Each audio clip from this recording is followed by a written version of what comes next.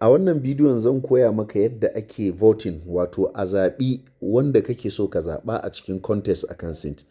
Da ka shigo cikin Cint ɗinka kana buɗewa, waɗannan icons ɗin guda 5 na jere daga hagu na biyu shine contest. Kana taɓa shi zai buɗe maka duka contest ɗin da suke nan.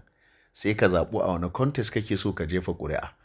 Za ka ga jerin waɗanda suke contesting idan ka shiga view contestant.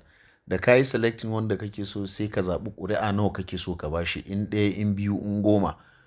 Kana dannawa kana ƙarawa, da zaran ka samu daidai number da kake so ka sa sai ka danna vote.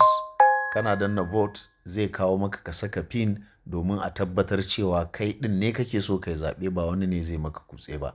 Kana yin wannan ƙuri'a za ta tafi zuwa ga wanda ka zaɓa. Kada ka manta, ko kana cikin contestant za ka iya zaɓen wani, amma kai ba za ka iya zaɓen kanka ba. Allah ya ba da sa'a. Thank you.